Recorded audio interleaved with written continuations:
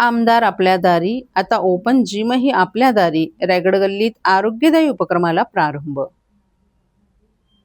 ठाणे शहरातील पाचपाकाडी चंदनवाडी परिसरातील रायगड गल्ली येथील शिवांजली सहकारी गृहनिर्माण संस्थेच्या आवारात आमदार संजय केळकर यांच्या आमदार निधीतून उभारण्यात आलेल्या ओपन जिमचा लोकार्पण सोहळा नुकताच उत्साहात पार पडला. नागरिकांच्या आरोग्याचा विचार करून परिसरातच व्यायामाची सुविधा उपलब्ध व्हावी या उद्देशानं हा उपक्रम राबवण्यात आला आहे. शहराचा विकास जितका महत्त्वाचा तितकंच नागरिकांचं आरोग्यही सुदृढ राहिलं पाहिजे या संकल्पनेतून जनसेवक आमदार संजय केळकर यांच्या आमदार आपल्या दारी उपक्रमानंतर आता ओपन जिम आपल्या दारी ही संकल्पना प्रत्यक्षात उतरली आहे. यावेळी भाजपचे ज्येष्ठ नगरसेवक नारायण पवार, नगरसेविका काजल गुनिजन, माधुरी मेटांगे, प्रदेश शेडगे, किशोर गुनिजन तसंच शिवांजली सहकारी गृहनिर्माण संस्थेचे पदाधिकारी आणि परिसरातील अनेक रहिवासी मोठ्या संख्येने उपस्थित होते.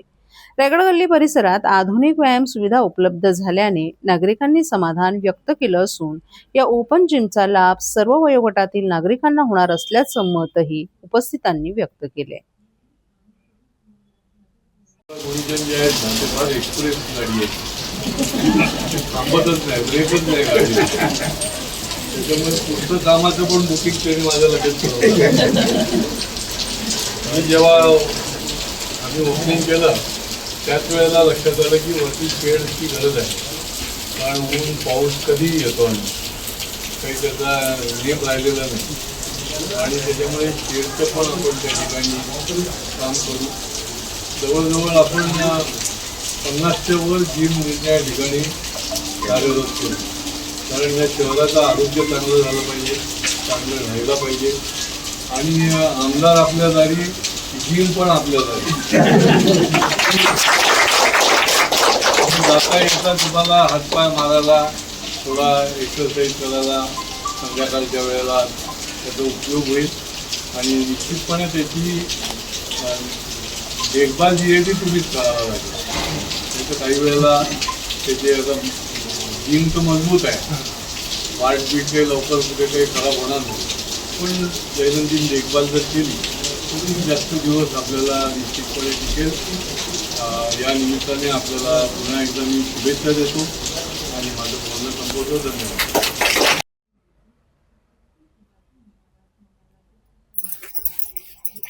उपमुख्यमंत्री एकनाथ शिंदे आणि आमदार जितेंद्र आव्हाड एकाच मंचावर. कधीही विकास कामात राजकारण आणलं नाही.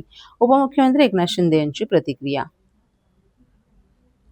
कळवा येथील यशवंतरामा साळवी तरण तलाव पुनर्विकास आणि बहुउद्देशीय क्रीडा संकुलाचं भूमिपूजन पार पडलं असून यावेळी बोलताना उपमुख्यमंत्री एकनाथ शिंदे यांनी नगरविकास मंत्री असताना विरोधी पक्षाचे आमदार जितेंद्र आव्हाड यांच्या मतदारसंघातील कामांच्या फाईल्सवर मध्यरात्री 2:30 वाजताही सह्या केल्याचं सांगत कधीही विकास कामात राजकारण आणलं नसल्याचं सांगितलं. कळव्यात उभारले जाणारे आंतरराष्ट्रीय दर्जाचं क्रीडा संकुल संपूर्ण ठाणे जिल्ह्यासाठी महत्त्वाचं ठरेल आणि येथून राष्ट्रीय आंतरराष्ट्रीय स्तरावरील खेळाडू घडतील असा विश्वासही त्यांनी व्यक्त केला. यावेळी आमदार जितेंद्र आव्हाड यांनीही शिंदे यांच्या सहकार्याचं कौतुक करत मतदारसंघाच्या निधीसाठी त्यांचं सहकार्य नेहमीच लाभल्याचं सांगितलं. या कार्यक्रमात विधान परिषदेचे उपसभापती सचिन आहेर यांच्यासह इतरही मान्यवर उपस्थित होते. सुभाषनगर गांधीनगर येथील झोपडपट्टी पुनर्वसन योजना रखडवणाऱ्या विकासकाला नळपाडा येथील 1500 घरांच्या पुनर्वसनाचा प्रकल्प देण्याची प्रक्रिया SRAनं सुरू केली. या विरोधात स्थानिक रहिवाशांनी राष्ट्रवादी काँग्रेस शरद पवार पक्षाचे राष्ट्रीय सरचिटणीस डॉ. जितेंद्र आव्हाड यांच्याकडे दाद मागितली होती. त्यानुसार डॉ. जितेंद्र आव्हाड, जिल्हाध्यक्ष मनोज प्रधान आणि राष्ट्रवादी युवक काँग्रेसचे शरद पवार पक्षाचे प्रदेश सरचिटणीस उमेश अग्रवाल यांनी रहिवाशांसह SRA कार्यालयावर धडक दिली. यावेळी डॉ. जितेंद्र आव्हाड यांनी संबंधित अधिकाऱ्यांना चांगलंच फैलावर घेतलं. यावेळी या प्रकल्पात विकासक बदलण्याची कार्यवाही करण्यात येईल असं अधिकाऱ्यांनी स्पष्ट केलं. नळपाडा येथील 1500 घरांचा पुनर्विकास करण्याची प्रक्रिया सुरू करण्यात आली आहे. त्यासाठी SRA अधिकाऱ्यांनी रिट्स प्रॉपर्टी इंडिया या विकासकाला पुढे केले. ही कंपनी महाकाली बिल्डर्सचाच भाग आहे. या कंपनीला याआधी गांधीनगरमधील 2200 झोपडीधारकांनी सहमतीपत्र दिलं होतं. त्यानंतर 400 घरं पाडण्यात आली, मात्र त्यांना अद्याप भाडं अदा करण्यात आलं नाही. तसंच सुभाषनगर येथील एसआरए प्रकल्प 15 वर्ष रखडलाय. आता गांधीनगर येथील उर्वरित 1800 झोपडी धारकांनी घरं रिकामी करण्यास नकार दिलाय. आर्थिक डबघाई चाललेल्या महाकाली डेव्हलपर्स संचालित रिट्स प्रॉपर्टी इंडिया या कंपनीसाठी एसआरए अधिकारी पायघड्या का घालत आहेत, असा सवाल करत रहिवाशांनी डॉक्टर जितेंद्र आव्हाड, मनोज प्रधान यांच्यासोबत एसआरए अधिकाऱ्यांची भेट घेतली. यावेळी विकासक बदलण्याची कार्यवाही करण्याबाबत आश्वासन देण्यात आले. नळपाड्याचे 1500 घरं ज्यांची आहेत आणि एका विकासकाला एसआरए योजना राबवण्यास सहमती येत असल्याचं स्थानिक रहिवाशांचं म्हणणं असल्याचं प्रधान यांनी सांगितलं. या विरोधात डॉक्टर जितेंद्र आव्हाड या ठिकाणी आले होते. लोकांचं म्हणणं आहे की ज्यांनी सुभाषनगर डेव्हलप करू शकला नाही, जो गांधीनगर डेव्हलप करू शकला नाही, तेथील लोक रस्त्यावर आहेत, तेथील लोकांना भाडं मिळत नाही. मग असं असताना आणखी नळपाड्याच्या 1500 लोकांना कुठे न्याय देऊ शकतील आणि तरीही एसआरए मध्ये अधिकारी का हट्ट करत आहेत, याबाबत डॉक्टर जितेंद्र आव्हाड यांनी अधिकाऱ्यांना फैलावर घेतल्यानंतर अधिकाऱ्यांनी आम्ही त्या विकासकाला सहमती देणार नाही आणि एक पत्र उमेश अग्रवाल यांना उद्या देण्यात येणार आहे. तसंच विकासक बदलण्याची कार्यवाही सुरू होईल असंही त्यांनी सांगितलं.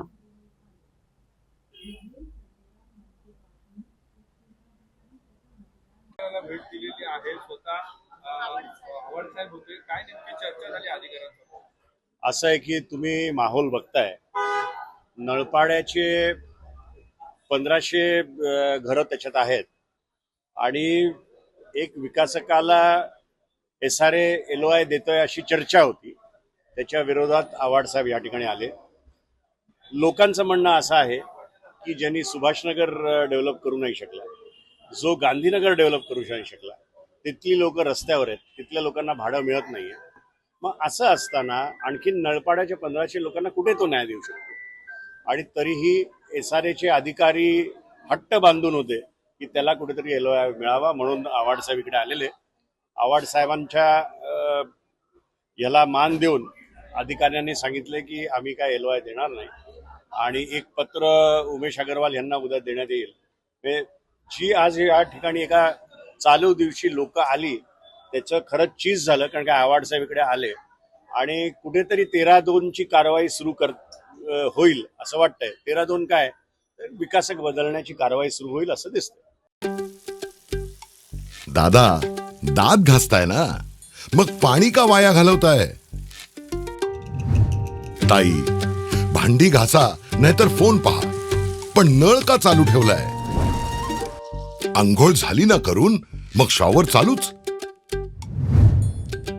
कपडे धुताय पण पाणी वाया जातंय, त्याचं काय?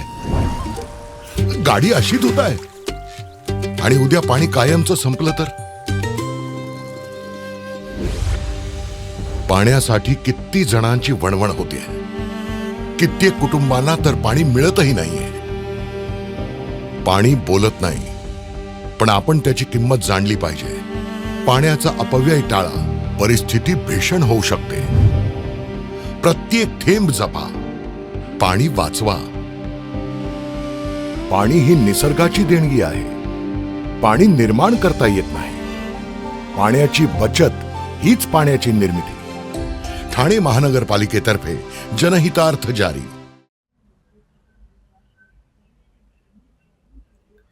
इंदिरानगर येथील संपानी पंप हाऊसचं उपमुख्यमंत्री एकनाथ शिंदे यांच्या हस्ते लोकार्पण.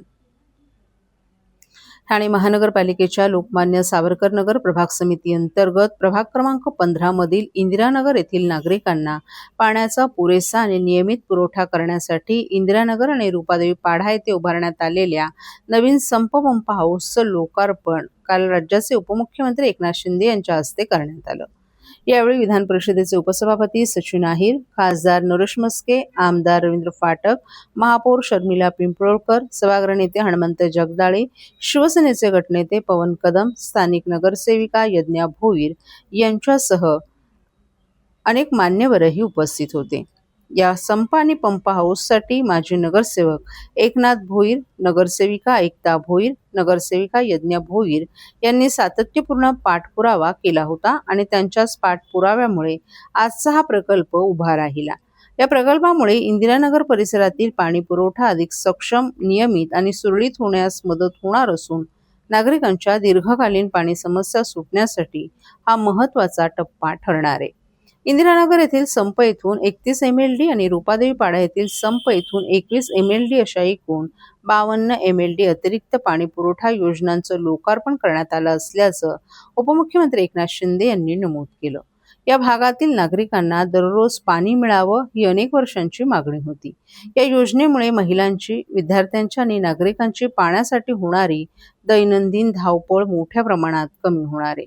या प्रकल्पासाठी आवश्यक जागा उपलब्ध व्हावी यासाठी 2018 मध्ये MIDC कडे पाठपुरावा करण्यात आला. त्यानंतर संबंधित जागा महापालिकेच्या ताब्यात आल्यानं ही योजना प्रत्यक्षात साकारता आली आहे. या प्रकल्पाचा लाभ इंदिरानगर, रुपादेवीपाडा, साठेनगर, हनुमाननगर, वाल्मिकीपाडा, श्रीनगर, किसननगर, भटवाडी, शांतीनगर, वारलीपाडा, रामनगर, कितीतलाव, जुनागाव, कैलासनगर तसंच परिसरातील हजारो नागरिकांना होणार आहे. नागरिकांना नियमित आणि मुबलक पाणी पुरवठा करण्यासाठी पुढेही कटिबद्ध राहणार असल्याचं उपमुख्यमंत्री एकनाथ शिंदे यांनी नमूद केलं.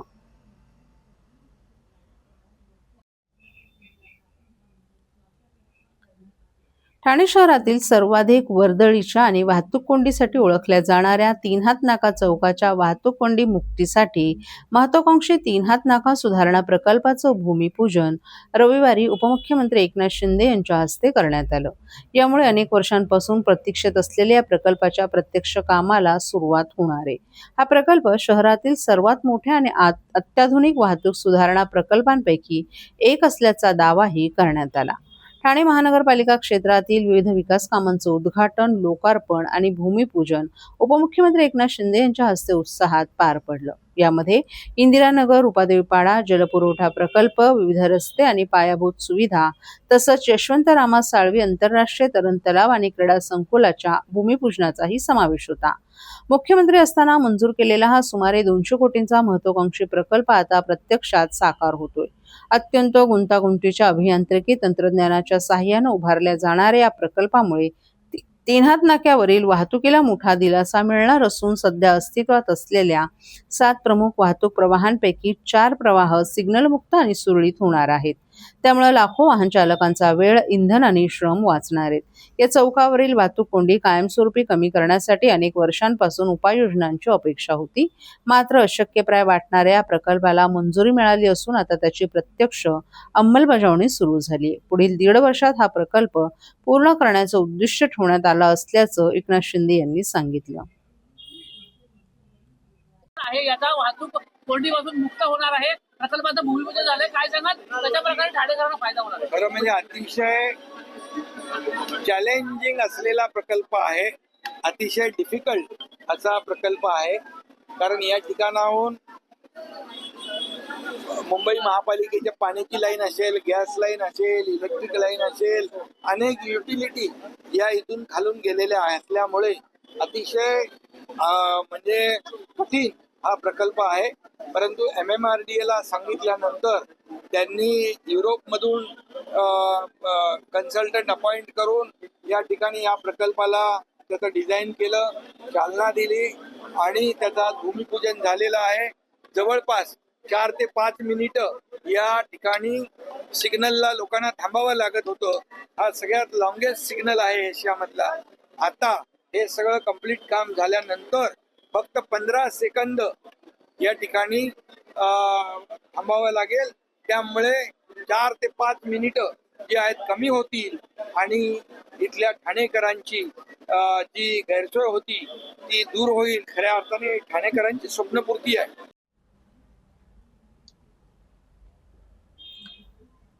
देवशयनी आषाढी एकादशी आज ठाणे शहरात मोठ्या भक्तिभावाने साजरी.